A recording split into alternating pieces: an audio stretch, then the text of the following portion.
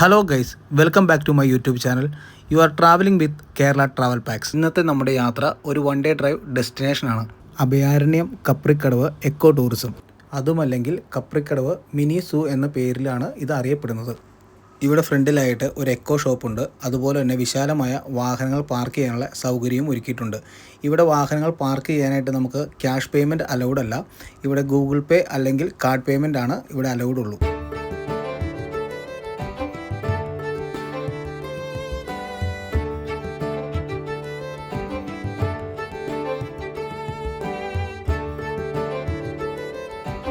ഇതാണ് main entrance. ഇവിടെ നിന്ന് ആണ് ഉള്ളിലേക്ക് പോകുന്നത്. മുതിർന്നവർക്ക് 50, കുട്ടികൾക്ക് 20, ഫോറിനേഴ്സിന് 300. ഇവിടെ ക്യാഷ് പേയ്മെൻറ്റ് അലൗഡ് അല്ല. ഇവിടെ ഗൂഗിൾ പേ അല്ലെങ്കിൽ കാർഡ് പേയ്മെൻറ്റ് മാത്രമേ അലൗഡ് ഉള്ളൂ. എൻട്രി ടിക്കറ്റ് എടുത്ത് വലത്തോട്ട് തിരിഞ്ഞു കഴിഞ്ഞാൽ ഒരു ബട്ടർഫ്ലൈ ഗാർഡൻ കാണാൻ സാധിക്കും.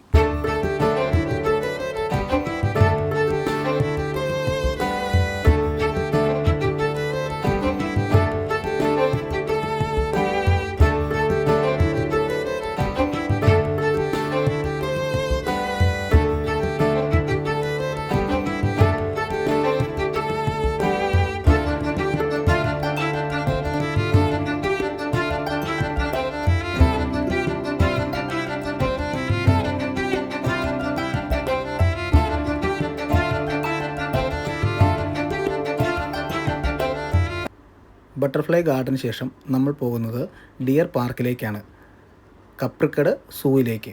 അവിടെ വിവിധ ഇനം മാനുകളെ നമുക്ക് കാണാൻ സാധിക്കും. അതുപോലെ തന്നെ വിവിധ ഇനം വന്യമൃഗങ്ങളുടെ ഒരു ആവാസ കേന്ദ്രം കൂടിയാണ് ഈ കപ്രിക്കട് സൂ.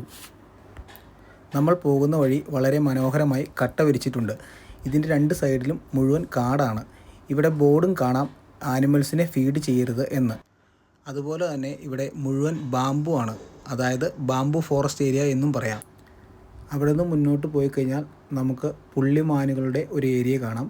ഇവിടെ ധാരാളം പുള്ളിമാനുകളെ നമുക്ക് കാണാനും സാധിക്കും.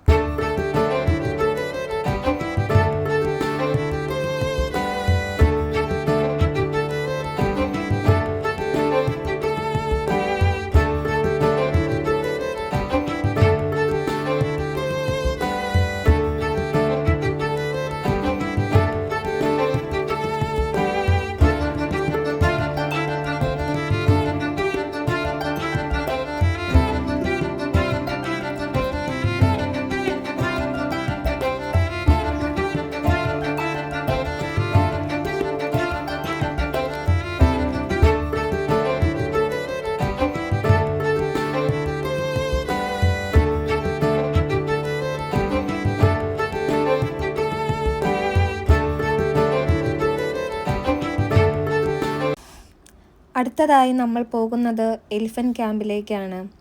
ഇക്കോ ടൂറിസം പദ്ധതിയുടെ ഭാഗമാണ് അഭയാരണ്യം മിനി മൃഗശാല. കേരളത്തിലെ ഏറ്റവും വലിയ ആന പരിശീലന കേന്ദ്രങ്ങളിൽ ഒന്നാണിത്. ഇവിടെയുള്ള ആനകളുടെ ഡീറ്റെയിൽസാണ് ഇവിടെ എഴുതി വച്ചിരിക്കുന്നത്.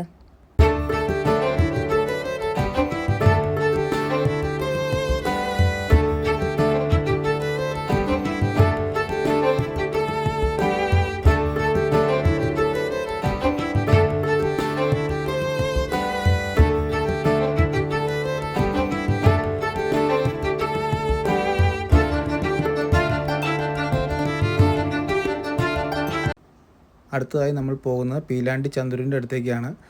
അവിടെ ഒരു ബോർഡ് എഴുതി വെച്ചിട്ടുണ്ട്, നമ്മൾ ആനയുടെ അടുത്ത് അകലം പാലിക്കണം, അതുപോലെ തന്നെ നമ്മൾ അവിടുത്തെ കിടങ്ങിൽ ഇറങ്ങരുത് എന്നൊക്കെ. നമ്മളത് എല്ലാവരും ശ്രദ്ധിച്ച് തന്നെ നോക്കാനായിട്ട് ശ്രദ്ധിക്കണം.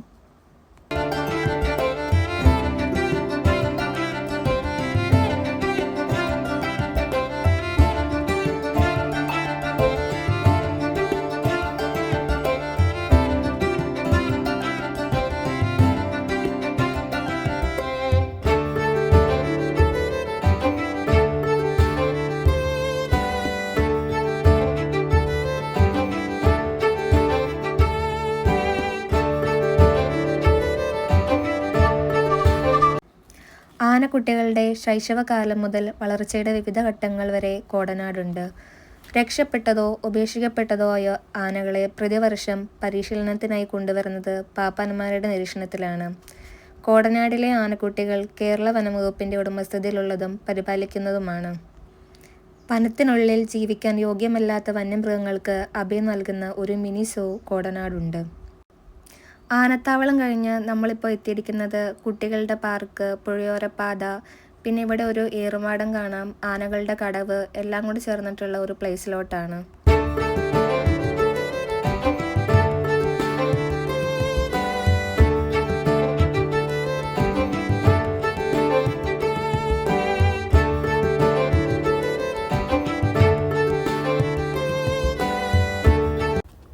ഇവിടെ നമുക്കൊരു ഏറുമാടം കാണാം. ഈ ഏറുമാടം എന്ന് പറയുന്നത് മുളയിലാണ് ഉണ്ടാക്കിയിരിക്കുന്നത്. അതിൻ്റെ പടികൾ ഇരുമ്പ് പൈപ്പാണ് ഉപയോഗിച്ചിരിക്കുന്നത്. 4 മരങ്ങൾ തമ്മിൽ കണക്ട് ചെയ്താണ് ഇവിടെ ഇത് ഉണ്ടാക്കിയിരിക്കുന്നത്. 5 പേരിൽ കൂടുതൽ കയറാൻ സാധിക്കില്ല. അതൊന്ന് ശ്രദ്ധിക്കുക.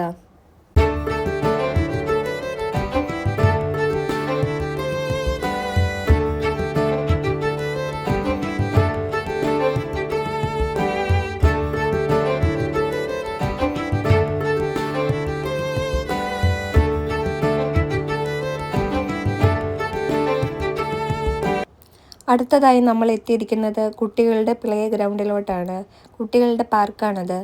നമ്മൾ ഇത്രയും നേരം കണ്ടതിൽ വെച്ച് വളരെ മനോഹരമായ ഭംഗിയുള്ള ഏരിയയാണിത്. ആനകളുടെ കുളിക്കടവും ഇവിടെ തന്നെയാണ്. ബട്ട് ആനകളെല്ലാം അവരുടെ താവളത്തിലാണ്. അതുകൊണ്ട് ആനയെ കുളിപ്പിക്കുന്നത് നമുക്ക് ഇപ്പോൾ കാണാൻ സാധിക്കില്ല. എല്ലാവരും 9:30 മുമ്പായി പാർക്കിൽ എത്തിച്ചേർന്നാൽ അതാണ് ക്യാമ്പിലെ ആനകളുടെ ഷവർ സമയം. ഇത് കാണേണ്ട ഒന്ന് തന്നെയാണ്. മുൻപോട്ട് പോകുമ്പോൾ വളരെ മനോഹരമായ ബാംബു ഫോറസ്റ്റ് കാണാം. നമ്മൾ പുഴയുടെ അരിയിലേക്കാണ് പോകുന്നത്. ഇവിടെയാണ് റെഡ് സാൻഡിൽ, രക്തചന്ദനത്തിൻ്റെ മരങ്ങൾ നമുക്ക് കാണാൻ സാധിക്കും. എല്ലാ പ്രായക്കാർക്കും ആടാൻ പറ്റിയ ഊഞ്ഞാലും ഇവിടെ കാണാം. പല സ്ഥലങ്ങളിലും മനോഹരമായ ഇരിപ്പിടങ്ങളുമുണ്ട്.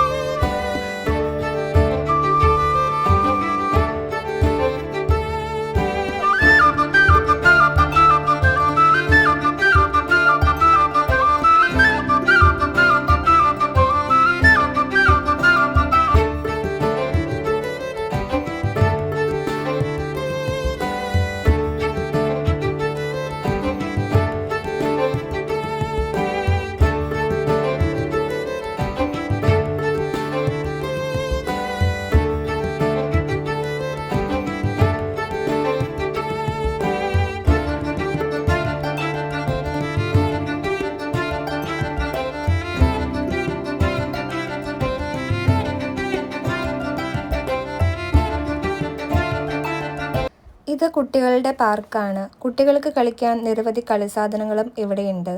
ഇവിടെ ഒരു കഫറ്റേരിയ ഉണ്ട്. അത്യാവശ്യം ചായയും കാര്യങ്ങളും സ്നാക്സും എല്ലാം നമുക്ക് ഇവിടെ ഇരുന്ന് കഴിക്കാനും കുടിക്കാനും സാധിക്കും. സന്ദർശകർക്കും മൃഗങ്ങൾക്കും സുരക്ഷിതമായ അന്തരീക്ഷത്തിൽ കുടുംബങ്ങൾക്കും കുട്ടികൾക്കും പ്രകൃതിയുടെയും വന്യജീവികളുടെയും ചാരുത അറിയാൻ പറ്റുന്നു. അതുകൊണ്ട് എല്ലാവരും ഈ ഒരു ഡെസ്റ്റിനേഷൻ യാത്രയിൽ ഉൾപ്പെടുത്തുക.